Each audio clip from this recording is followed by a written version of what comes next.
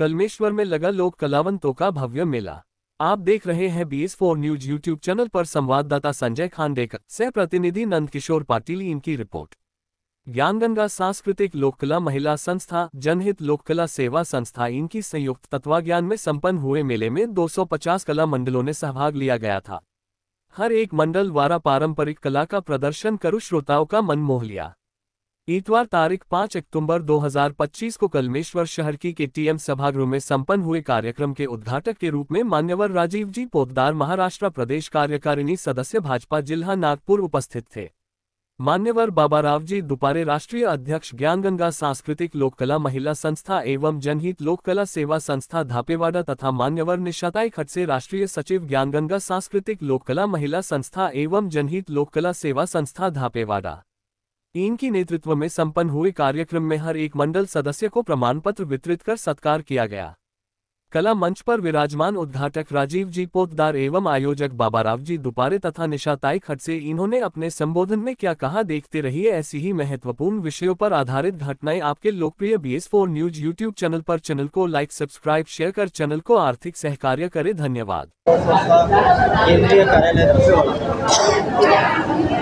आम्ही दरवर्षीप्रमाणे कलावंतांच्या हितासाठी कलावंतांच्या प्रामुख्याने मागण्या ज्या काही शासनाच्या दरबारी पोहोचवण्याच्या प्रयत्नाने आपण या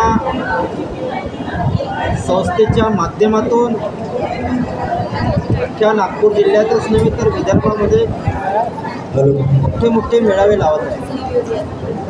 आणि महत्त्वाचा मुद्दा म्हणजे मेळावे लावण्याच्या पाठीमागचा उद्देश, कारण की ही जे महाराष्ट्राची भूमी आहे, ही महाराष्ट्राची भूमी संतांची भूमी आहे आणि या संतांच्या भूमीमध्ये आधीपासनं कलावंत जोपासण्याचं काम हे आम्ही सुद्धा करत आहे। आणि कलावंतांचं हे काम जोपासत्या वेळेस आम्हाला याबद्दल भरपूर सारे हे झाले, पण आम्हाला तो विषय घ्यायचा नाही। विषय आमचा असा आहे की माझा जो गोरगरीब कलावंत आहे त्यांना कुठंतरी शासनाच्या दरबारी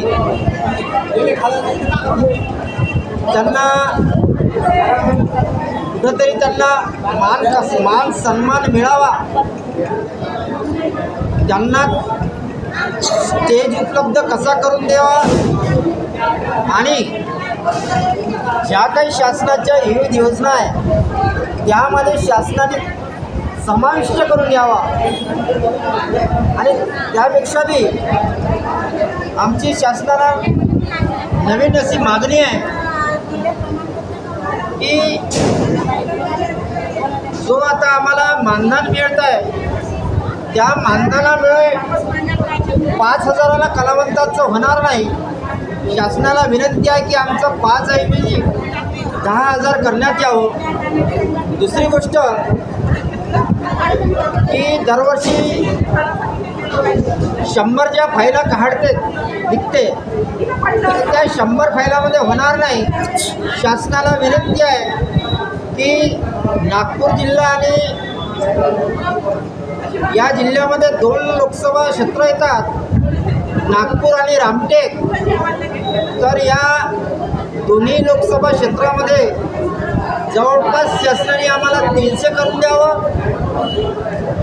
त्यानंतर जे अट टाकलेली आहे शासनाने की 50 वर्ष, मी शासनाला विनंती करतो की 50 ऐवजी 40ची अट करावी आणि जे उत्पन्न आहे 68 ऐवजी 2 लाखाचं करावं।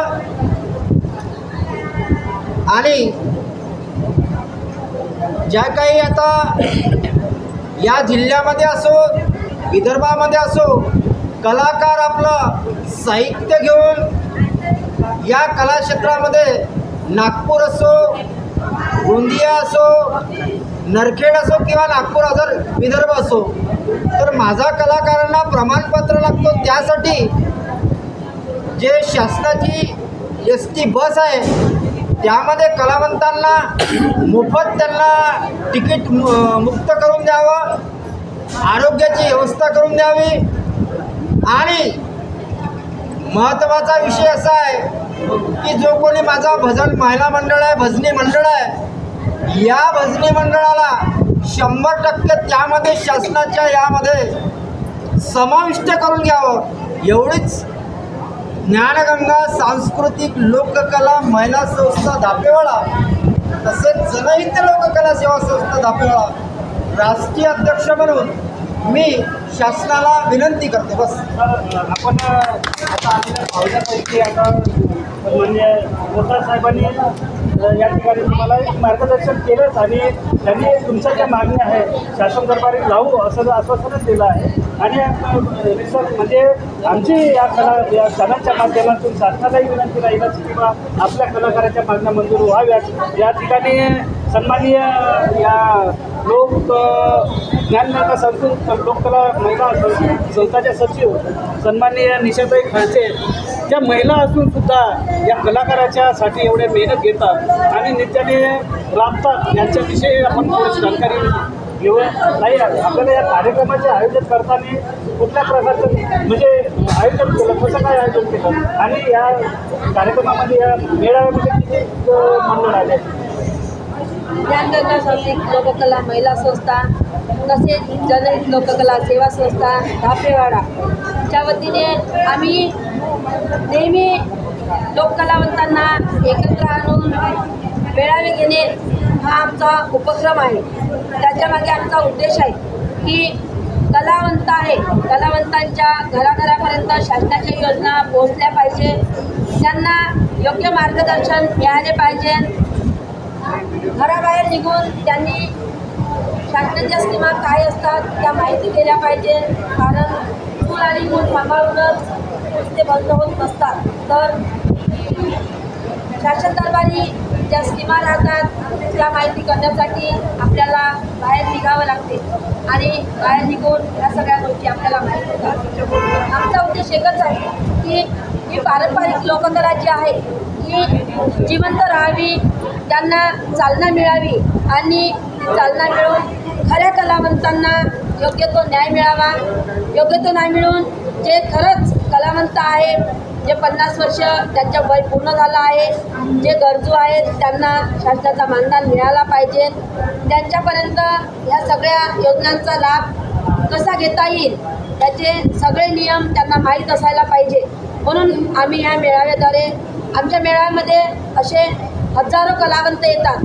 आज पण कमीत कमी 2500 लोक, कमीत कमी नाही म्हणता येणार पण जास्तीत जास्त आजपर्यंत झालेले मेळावे त्याच्यापेक्षा दुपटीने आज कलावंत आपले इथे उपस्थित होते.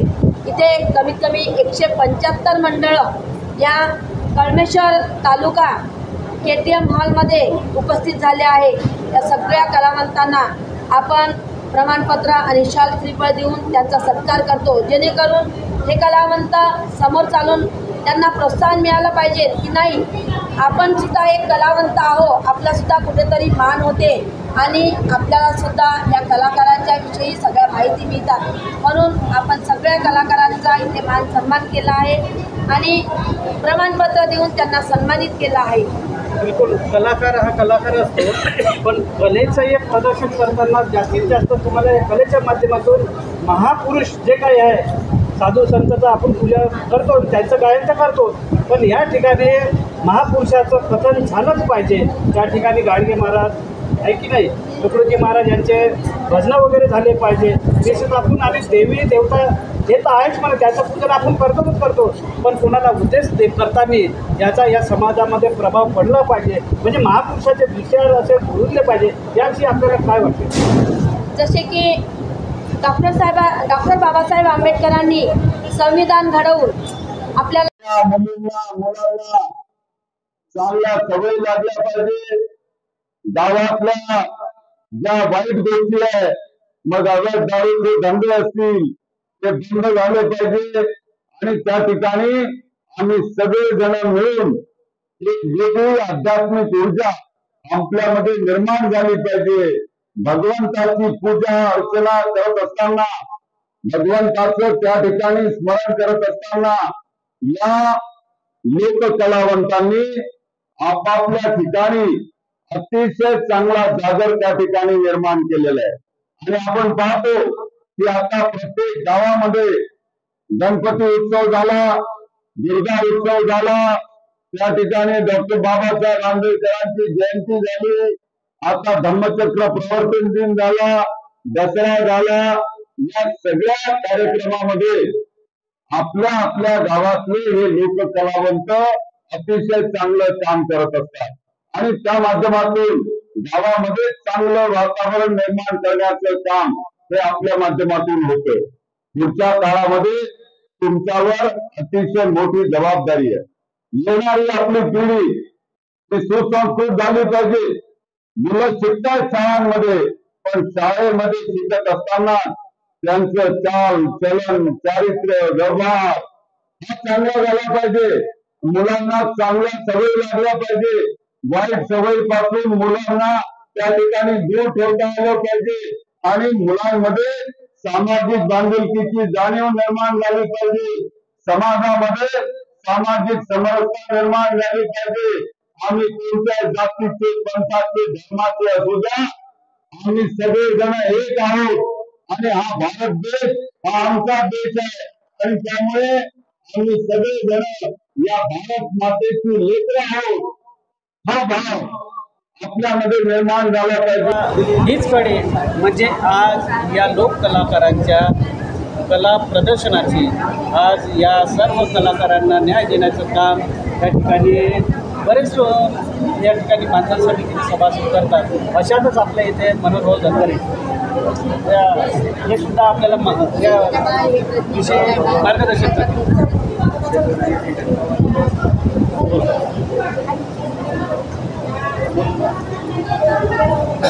ज्ञानगंगा सांस्कृतिक लोककला सेवा संस्था धापेवाडा तसेच दलित लोककला सेवा संस्था धापेवाडा यांच्यातर्फे कलावंताचा भव्य दिव्य मेळावा असा या केटीएम हॉलमध्ये आयोजित केलेला होता आणि या केटीएमच्या हॉलमध्ये पुष्कळशा भजन मंडळींनी सहभाग नोंदविला आणि या संस्थेच्या राष्ट्रीय अध्यक्ष श्रीमान बाबारावजी दुपारे आणि या संस्थेच्या राष्ट्रीय सचिव आणि वृद्ध कलावंत मानधन समितीच्या नागपूर जिल्ह्याच्या सदस्य सौ निशाताई खडसे यांच्या संस्थेमार्फत हा मेळाव्याचा कार्यक्रम श्रीमान मनोहरराव धनगरे यांनी आयोजित केला। त्याबद्दल मी सर्व मान्यवरांचे व सर्व भजन मंडळी सर्व पदाधिकाऱ्यांचे आभार मानतो व मी आपले या ठिकाणी या कार्यक्रमाच्या आयोजनाविषयी मेहनत घेतली असं आपलं मार्गदर्शन केलं आहे। आपण बघत आहात BS4 न्यूज यूट्यूब चॅनलवरती मी सचिन खांडेकर, या ठिकाणी कॅमेरामॅन केतन मुकुंद।